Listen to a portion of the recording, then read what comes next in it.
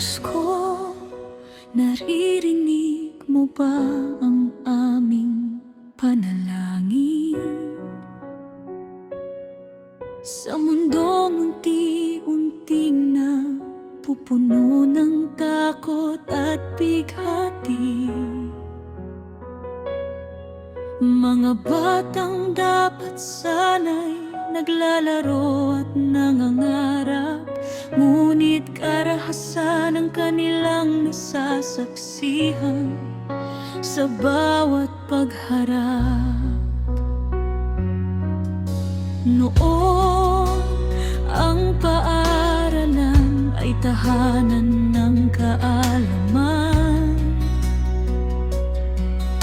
lugar na pinupuntahan ng may tiwala at kapanatagan.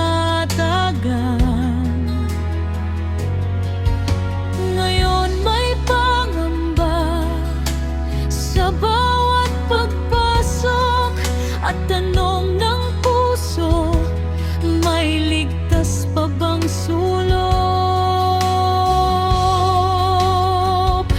Hindi namin alam kung saan nagsimula, kung saan nagkamali ang tagpo ng mundo. Sa teknolohiya, social media at mundong virtual, sana'y hindi mawala ang puso nating marunong magmahal. Diyos ko, bigyan mo kami ng matuwid na pag-iisip, lalo na ang kabataan, gabayan mo sa bawat hakbang at pasya. Hibuin mo ang puso ng mga naliligaw ng landas, palitan mo ng pag-ibig ang galit na kumakatas. Mawala nawa ang inggit, puot at galit, at sa bawat puso'y pag-ibig mo ang manaig sa mundong sugatan. Maging liwanag mo kami, turuan mong magmahalan at magpatawaran muli.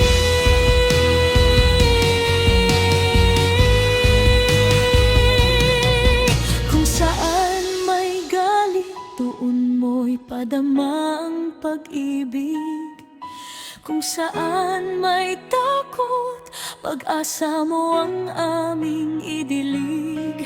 Kung may pusong puno ng puot at paghihiganti, hipuin mo, Panginoon, bago pa ito makasakit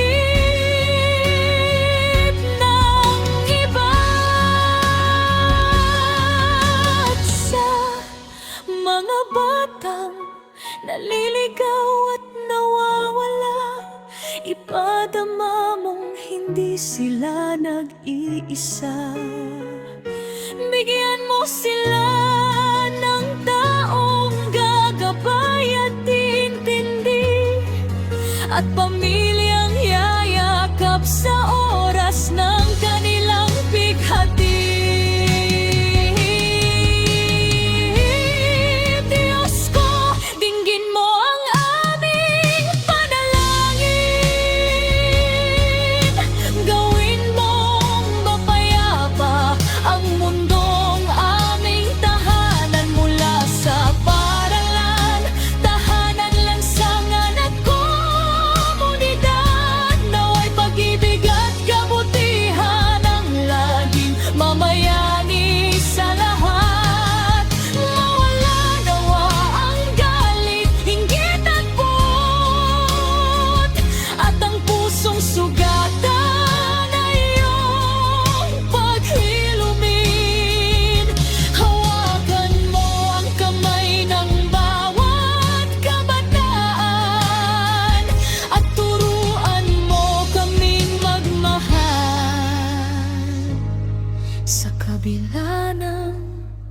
ang dahilan.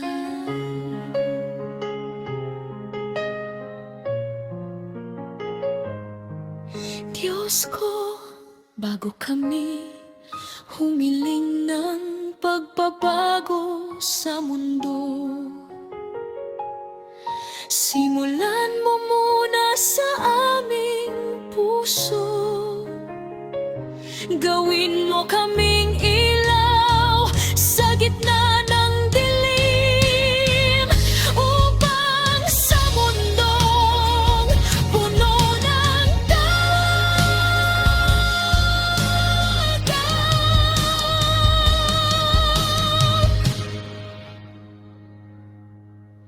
pag-ibig mo pa rin ang manaig sa amin.